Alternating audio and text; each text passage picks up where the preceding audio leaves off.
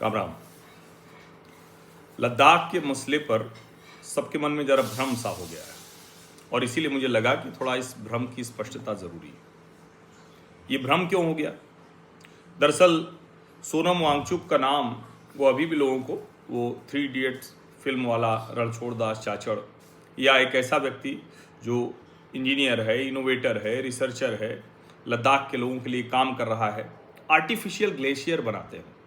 उनका अपना एक सिद्धांत है और उस पर वो कहते हैं कि कई विदेशी संस्थाएं भी उनको वो लेती है, कई देश उनकी सेवा लेते हैं।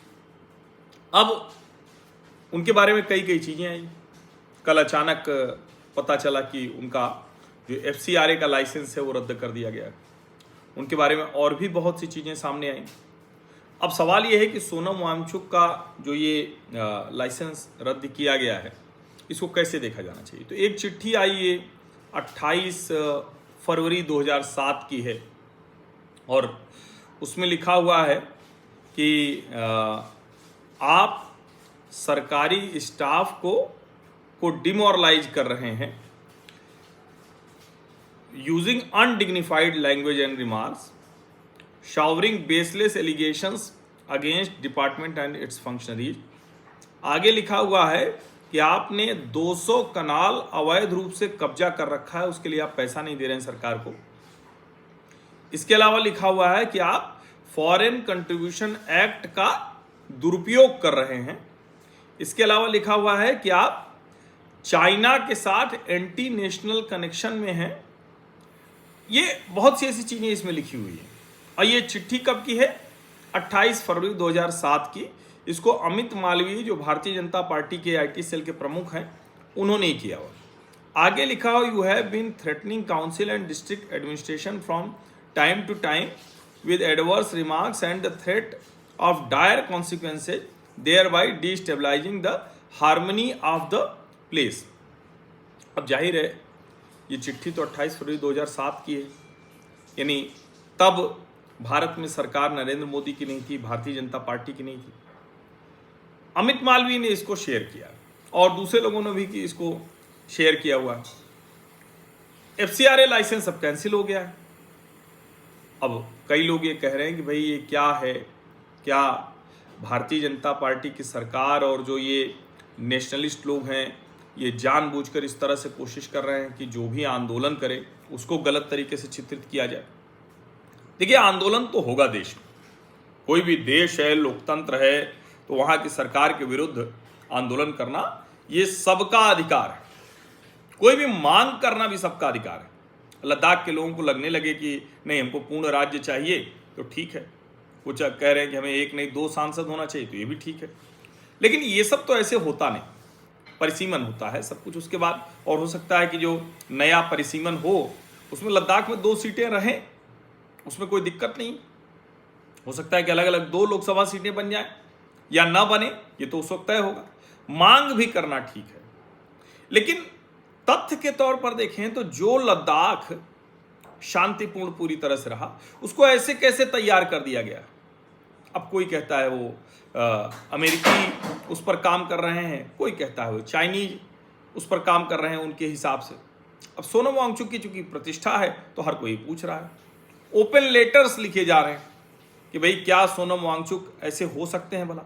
अब सोनम वांगचुक का ही वीडियो दिख रहा है जिसमें वो अलग अलग कह रहे हैं 10 सितंबर का उनका है, 24 सितंबर को जो कुछ हुआ उसका है, जिस तरह से उन्होंने बोला है, जो कुछ जो बताया है वो भी बड़ा सवाल है।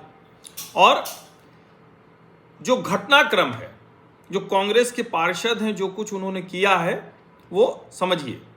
उन्होंने एक लाइन पढ़ रहा हूं मैं, कांग्रेस के काउंसलर हैं शानला दोरजे नोरबू।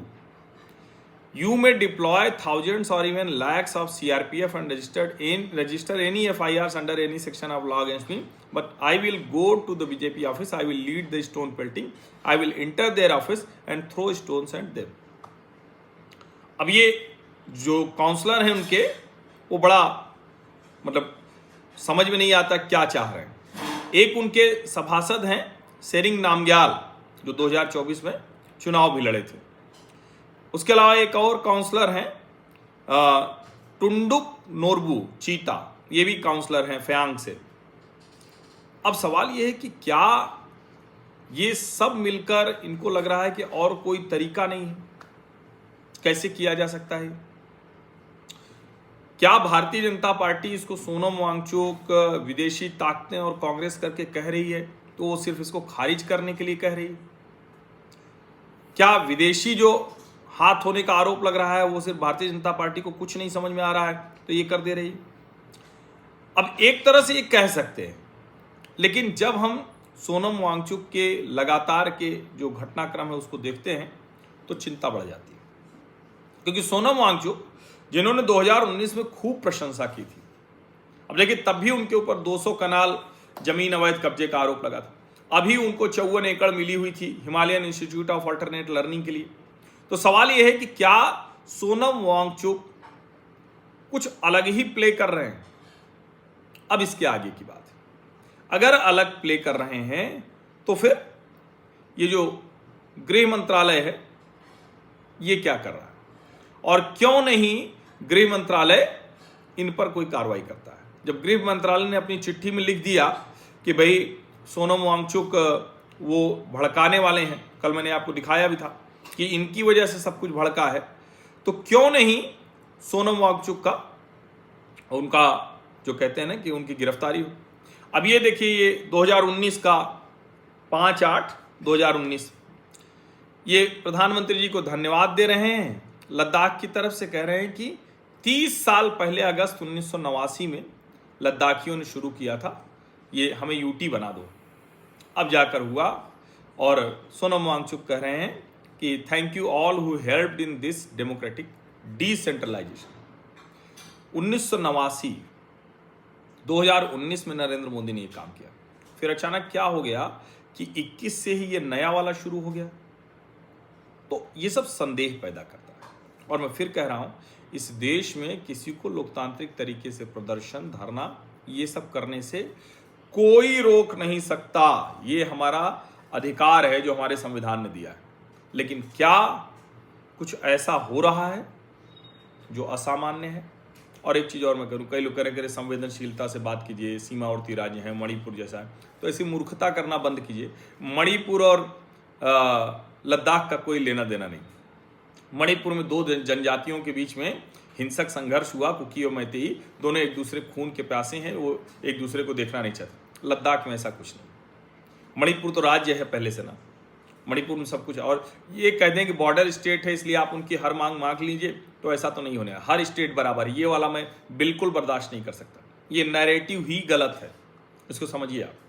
हाँ, जिसकी भी जो सही मांग है उसको सरकार को मानना चाहिए, लेकिन हाँ, सोनम वांगचुक की भूमिका संदेह के घेरे में है।